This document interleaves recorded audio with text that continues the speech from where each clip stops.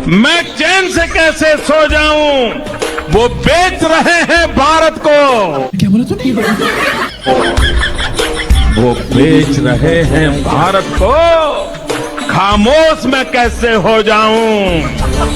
मैंने कसम उठाई है। मैंने कसम उठाई है। मैं देश नहीं बिकने दूंगा। तो रुको जरा, सबर करो। भारत पेट्रोलियम बेच दो, शिपिंग कॉर्पोरेशन ऑफ इंडिया, बेच दो, कंटेनर कॉर्पोरेशन, बेच दो, एयर इंडिया, बेच दो, LIC, बेच दो। नरेंद्र मोदी सरकार है। सरकार को सब कुछ बेच दो। भारत को बेच दो।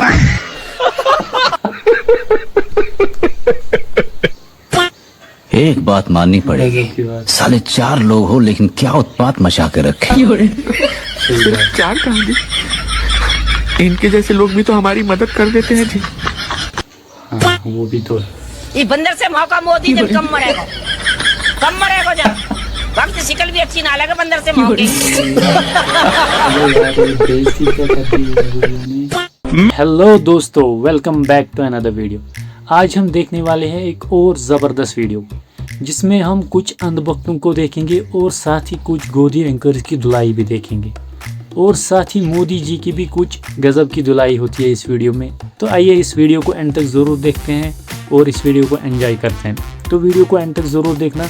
तो चलिए वीडियो को करते हैं स्टार्ट। तुमको क्या पता है बैठो, तुमको क्या पता है बैठो। मरीज गया तो उसके ऊपर GST, तो मैं पूछना चाहूंगा कि आप मुर्दा के ऊपर भी GST लगाएंगे क्या? मुर्दा को जलाने के लिए GST लगाएंगे क्या?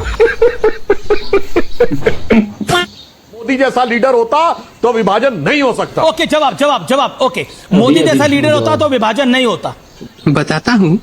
देखिए अमित जी, मोदी जी जैसा लीडर होता ना तो ये देश आजादी नहीं होता। बिल्कुल सही बात है, ये हम आज भी गुलाम होते हैं अगर मोदी तो लेने के देने पड़ गए। जो युद्ध शुरू हुआ, किसने शुरू किया?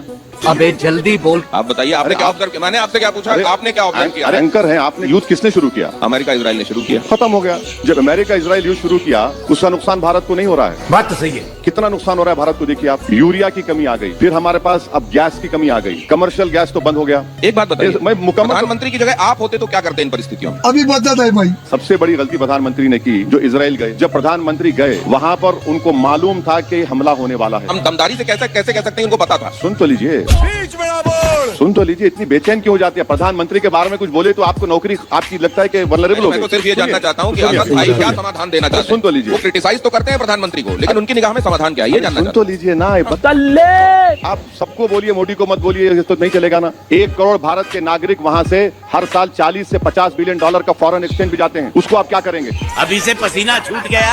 अगर वो वापस आना शुरू कर दिए तो यहाँ पर तो कोई नौकरी नहीं है। महाराष्ट्र के किसान गाली दे रहे हैं कि उनका सामान नहीं जा रहा है। उसकी जिम्मेदार कौन है बताइए आप? मुझे क्रेडिट नहीं चाहिए। स्ट्रेट ऑफ होर्मुज से चाइना और जापान के कश्तियां बराबर आ रही हैं। हमारी इंस्टॉलमेंट में 2-2, 3-3 आ रही हैं। 3 कश्तियां आई तो आपने टीवी पर ओ जिंदाबाद के नारे लगाए। वो 3 कश्तियों में गैस तो सिर्फ 1.5 दिन की थी। 11 साल में नरेंद्र मोदी की सरकार ने गैस का कोई स्ट्रेटेजिक रिजर्व बनाया नहीं। अगर $1 बढ़ता है कितना करंट अकाउंट डेफिसिट बढ़ेगा बताइए? हमको नहीं पता। इजराइल ने ये बात ऑन रिकॉर्ड कही है कि प्रधानमंत्री जब आए उस वक्त तक ये डिसाइड नहीं था कि ये युद्ध होने वाला है। अच्छा, हमको सिखा रिया है। TV9 के वो तमाम वीडियोस निकाल दूंगा मैं और सोशल मीडिया पे डाल दूंगा कि आप लोग चला रहे थे, युद्ध होने वाला है। आपको मालूम तो मोदी को नहीं मालूम। एक ये बात ठीक है, अब आए ना लाइन पे। आधिकारिक रूप से युद्ध हो रहा है। अगर ये होता तो हम लोग ये कह रहे होते कि आधिकारिक युद्ध हो रहा है, तय मानिए। लगता है तुम गू खा के ही मानोगे। अरे भाई साहब, TV9 पर बैठकर आप लोग चला रहे थे, हु जा रहा है, जेट जा रहा है, ये होगा, आग निकल रही है। आपको मालूम और मोदी को नहीं मालूम। हम तो समझ रहे थे कि मोदी ने आपको ही बताया कि जंग होने वाली है। गजब बेइज्जती है। और अफसोस की बात यह है कि पाकिस्तान में बैठकर उसकी जंगबंदी की बात हो रही है। अब उस पर नहीं बोलेंगे आप। इतना सन्नाटा क्यों है भाई? मुनीर से बात कर रहे हैं। विश्व गुरु हम है ना। दलाल। जब ये चुनाव खत्म हो जाएंगे देश को तैयार रहना पड़ेगा। पेट्रोल डीजल की कीमत बढ़ेगी क्योंकि अब ये चुनाव है, चुनाव जीतना है। खत्म गया। ये तो लेने के देने पड़ गए। पापा के बारे में कुछ नहीं बोल सकता ना। सरकार बहुत अच्छी है। अब कोई GST भारत में नहीं है। GST में कोई भारत में कोई GST नहीं है। ये गाड़ी अभी लेने जाओगे ना, इसमें 18% GST ले रहा है। कौन ले रहा है? मोदी ले रहा है। मोदी नहीं, गलत। मोदी मतलब देश का जो वित्त मंत्रालय है, हाँ, वित्त वो ले मंत्रालय रहा है। उनकी सोच गलत हो गई है। वो गलत सोच है ना। हाँ, तो ये पैसा अगर नहीं लेंगे तो ये सड़क, ये पार्क, ये रोड कैसे बनेगा? तो मजदूर क्या करेगा? रोड पे आ गया क्या? तो अभी तो बोल रहे थे मोदी जी अच्छा है। मोदी अच्छा है, लेकिन बिजली का बिल देखा है आपने? बताओ बताओ। बिजली का 2,500 रुपया आ रहा है, कहाँ से लाके दूं मैं? 2,500 भैया। दिक्कत है ना। तो अभी तो आप कह रहे हो मोदी जी अच्छे हैं। मोदी अच्छा है, लेकिन बोलने के तब उनको मोदी क्या, अच्छा है लेकिन दिक्कत भी है। बहुत एक्टिव आदमी है वो, जो ये बेवकूफ बना रहा है इस संसार को। तो लेकिन यार अभी तो तुमने कहा अच्छा है। मोदी अच्छा है, लेकिन खोपड़ी तो मोदी अच्छा भी है और तो भी पहना रहा है। ये मोदी नहीं मदारी है, झूठ बोलने की इसको पैदाइशी बीमारी है। ये रस्सी को भी सांप बना देता है, राग को भी मंजल कहता है। देखो देखो भाइयों, अब ये सब नहीं चलेगा, ये सब बंद हो गया। नंडू मेला बंडू, ये रंगा बिल्ला दोनों चला आता है। और कभी कहता डॉक्टर बनना चाहता, कभी कहता इंजीनियर बनना चाहता, कभी तोता से तो कभी मोर से। तो कभी आपने देखा एक बात बताइए, जब हाथ पैर सलामत था तो नरेंद्र मोदी जी भरी जवानी में 40 साल भी काहे न मांगा? ऐसा तो अच्छा विकलांग आदमी थे नरेंद्र मोदी जी। आप कहते हैं बुढ़ापा में 18 घंटे काम करता हूँ।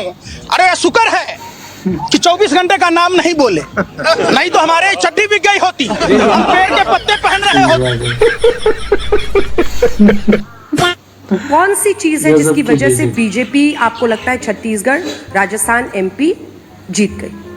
गर्दा उड़ेगा भैया। जिस तरह का मीडिया नरेंद्र मोदी जी को मिला है, ऐसा मीडिया आप हमें 1 महीने के लिए दे दीजिए और 7 दिन के लिए ऐसी एजेंसीज दे दीजिए और 1 महीने के लिए आज तक। चुनाव आप हारे, इस सारा का सारा दोष आप मीडिया पे मर दें। मैं आपको दोष नहीं दे रहा, मैं तो श्रेय दे रहा हूँ। नहीं, आप गलत कर रहे हैं। आप श्रेय लीजिए।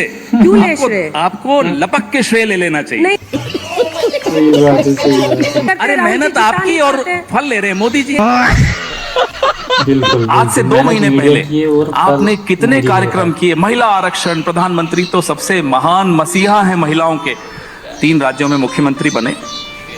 अरे अपनी पार्टी में कोई महिला नहीं मिली होंगी, अंजना जी को ही बना देते।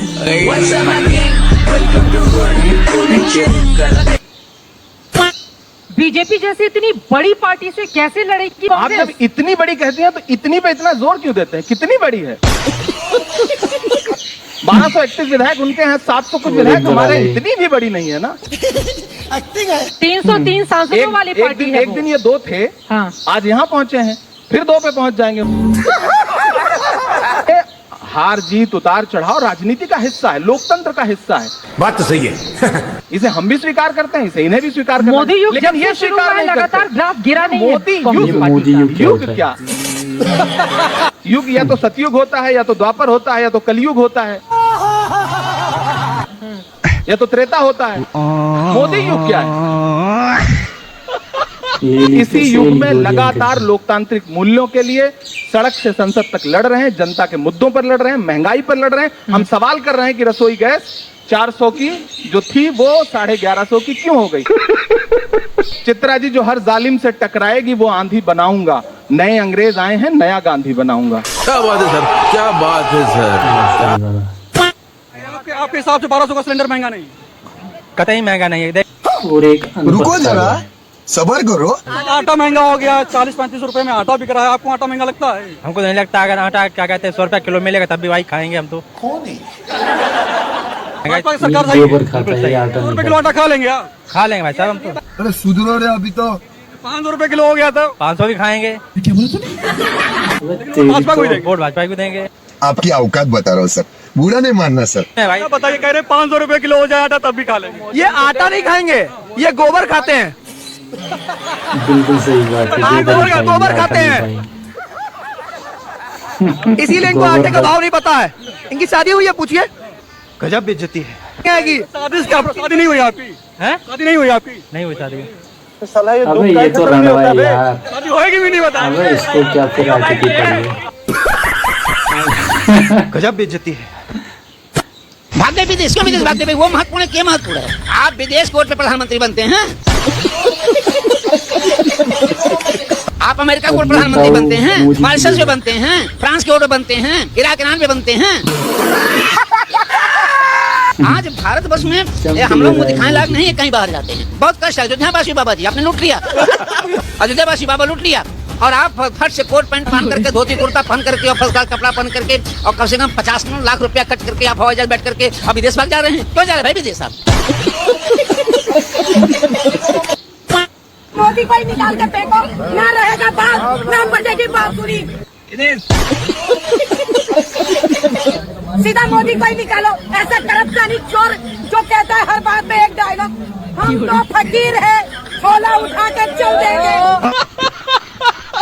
तो उन्होंने अपना सारा फकीर बना दिया, झोले में भर दिया और मेलेडी लेके वो गोरी मैमों को बांटने में भी किया।